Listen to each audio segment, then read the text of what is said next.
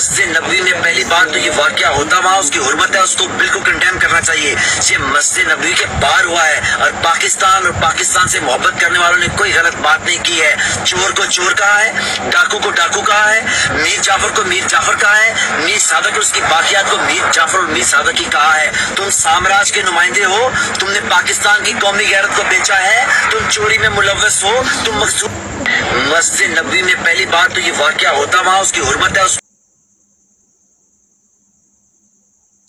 जी, आपने इस बंदे की गुफ्तगू सुनी। इसने कहा कि ये वाकया मस्जिद नबवी में नहीं पेश आया, मदीने में पेश आया। फिर आओ मैं आपको बताता हूँ आशिक़ रसूल कैसे होते हैं। इमाम मालिक रहमतुल्लाह ताला अलैह ज़बरदस्त आशिक़ रसूल थे।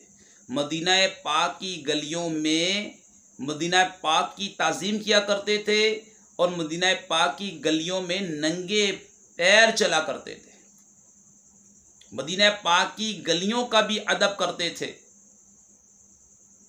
हम मुसलमान हैं, नबी पाक की उम्मती हैं, नबी पाक की भी ताज़ीम करनी है, अदब करना है, तौक़ीर करना है। यही हुक्म है कुरान का।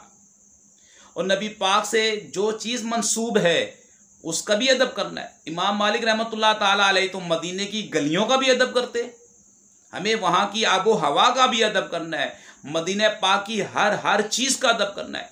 इमाम मालिक रहमतुल्लाह ताला अलैह क़ज़ाए हाजत के लिए हरम मदीना से बाहर तशरीफ़ ले जाते, खाके मदीना की भी ताज़ीम करते थे इमाम मालिक रहमतुल्लाह ताला अलैह।